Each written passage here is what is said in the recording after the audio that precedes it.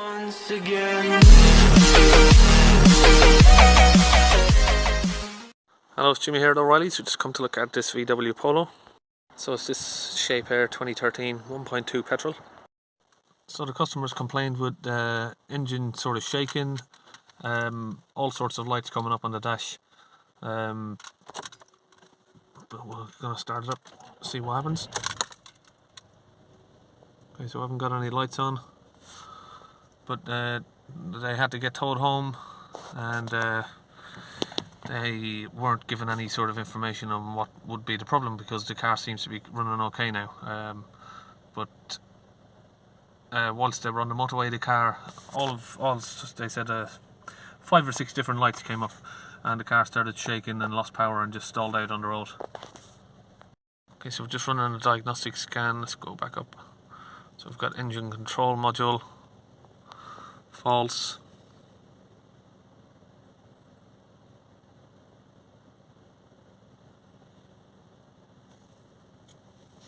Sorry, there's a bit of glare on the screen.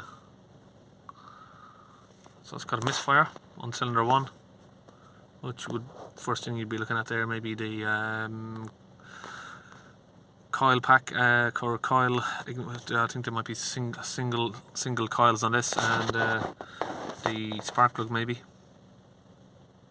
Go back, let's see what else we've got. Brakes, air conditioning we're not really interested in. There's no brake pad warning, so I'm just going to check if there's anything related to the ABS.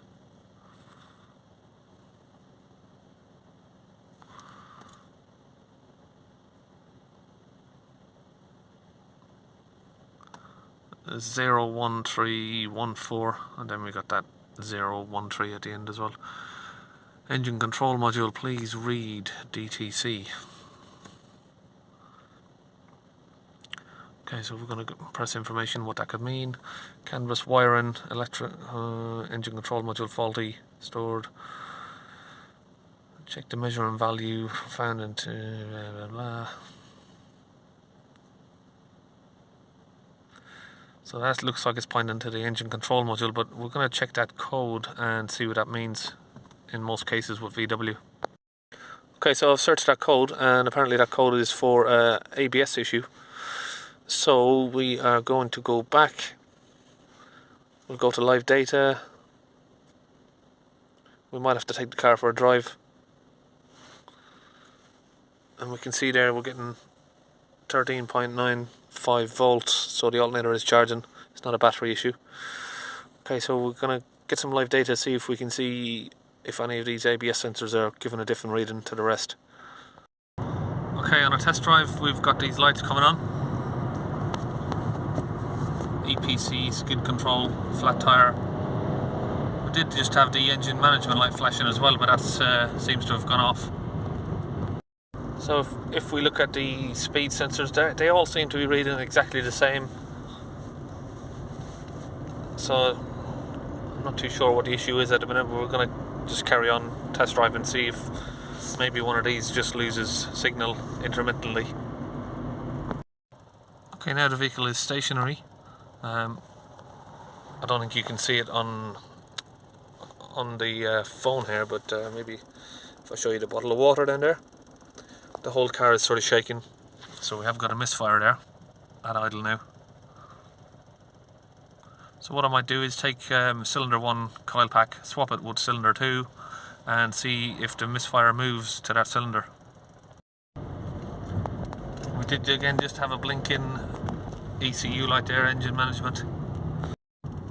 Okay, looking on our live data, we didn't get any sort of movement on the ABS, so we're going to look back at the misfire. Maybe that ABS code was just throwing me off a bit. We'll go back to looking at the misfire on the cylinder. It's a little bit confusing on this one is the point that it gives you the EPC, the skid light, and only when the car is moving, which would point to an ABS issue. But I deal with so many different cars, I'm pretty sure I've seen this before a few times. I'm sure I've dealt with the same issue a few times where the ignition coil causes the ABS and traction to come on. Sounds a bit strange, but yeah, you never know with some of these new cars. So I've got cylinder 1 ignition coil here taken out.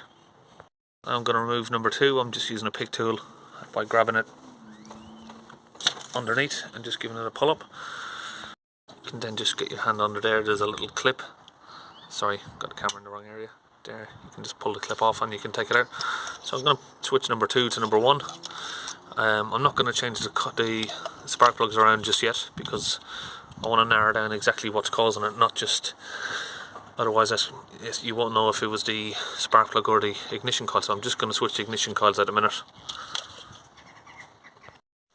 So I'm now going to erase these codes.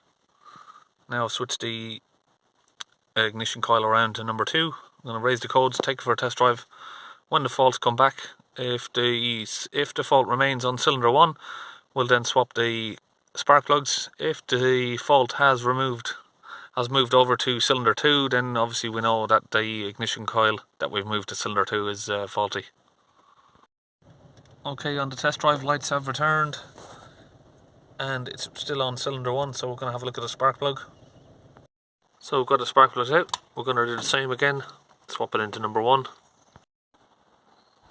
Put that one in there. Then we'll tighten up number 1.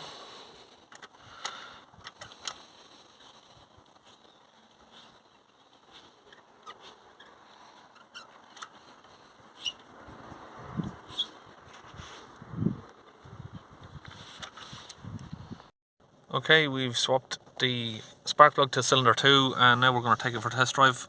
Hopefully the fault now moves to cylinder 2. If it doesn't, it means there is a more serious problem, maybe internally of the cylinder, but we'll see what happens now.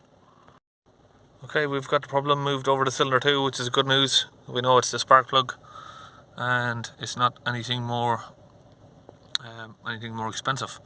So it's a nice simple fix there. We'll get some new spark plugs in and the job will be done. So while we're here, just to confirm the problem, we've got some VW spark plugs that we've got in the van from servicing jobs. It's a second-hand spark plug, but it is working. Just going to temporarily put it in there and then test drive the car to confirm the fault's gone before we come back with some brand new ones. And we won't just change the one spark plug when we come back. We're going to obviously change all 3. I was going to say all 4, but it's a 3-cylinder. Now we'll clear the fault again.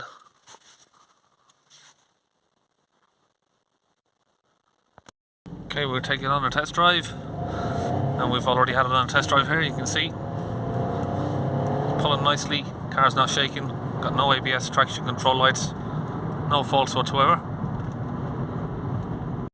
and there is no engine faults on the diagnostic scan. So that's it, job all sorted on this one. See you in the next video.